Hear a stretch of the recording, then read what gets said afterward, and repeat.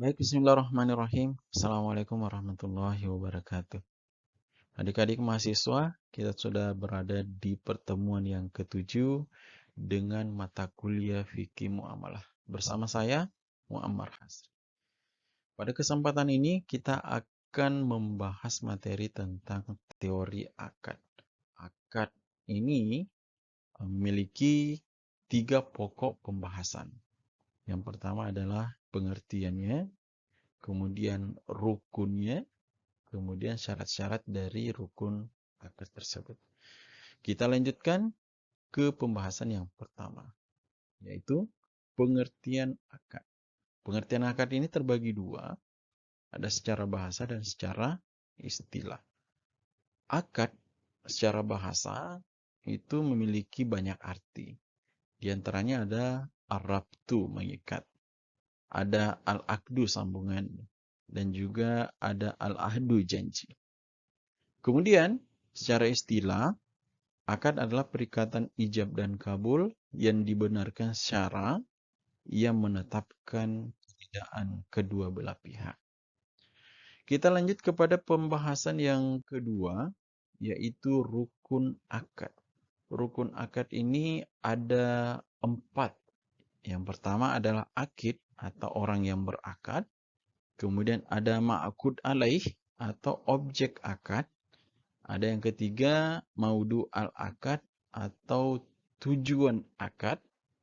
Kemudian yang keempat adalah sigat al-akad atau kita kenal dengan ijab dan kabul. Dari keempat rukun ini memiliki syarat-syarat masing-masing. Kita lihat dari syarat akid. Syarat akid itu ada 2. Dia harus orang, kemudian kelompok atau badan usaha. Kalau binatang, tidak boleh menjadi akid karena dia bukan orang. Kemudian yang kedua adalah cakap dalam bertindak. Dia tidak gila atau sakit jiwa, tidak dalam keadaan tertidur atau mabuk. Kemudian dia paham terhadap apa yang dilakukan atau biasa kita kenal dengan mumayyiz, ya. Kemudian syarat ma'akud alaih. Ma'akud alaih ini adalah objek akad. Objek akad syaratnya ada 5. Yang pertama adalah halal menurut syara. Kemudian dia bermanfaat. Kemudian yang ketiga adalah milik sendiri atau atas kuasa pemilik. Jadi jangan memperjualbelikan bukan milik kita. Kemudian yang keempat adalah berada dalam kekuasaan. Kemudian yang terakhir adalah harganya jelas. Kemudian syarat maudu al-akad. Syarat maudu al-akad itu cuma satu. Tujuannya itu tidak bertentangan dengan syariat Islam. Kalau kita berjual beli atau sewa menyewa dengan tujuan untuk bermaksiat, maka itu tidak termasuk atau bertentangan dengan syarat dari akad maudu al-akad.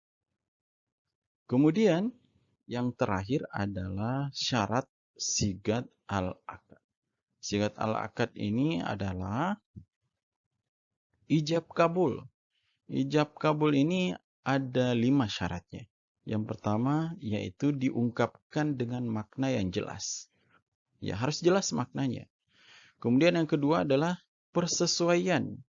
Ya, jangan sampai kita ingin membeli sebuah laptop, ternyata yang diberikan adalah HP. Ya, itu tidak berkesesuaian. Kemudian yang ketiga adalah kerelaan. Ya, harus ada kerelaan di dalamnya. Tidak boleh ada unsur paksaan. Kemudian yang keempat adalah bersambung. Antara ijab dan kabul tidak boleh terlalu lama jedahnya. Tidak boleh terlalu lama berselang antara ijab dan kabul. Kemudian yang terakhir adalah hadir dalam satu majelis jika memungkinkan. Kalau tidak memungkinkan, ya kita bisa berakad secara online. Ya, saya rasa pertemuan kali ini di pertemuan yang ketujuh sudah cukup. Kita akan ketemu lagi di pembahasan berikutnya di minggu berikutnya pula. Sekian, terima kasih. Assalamualaikum warahmatullahi wabarakatuh.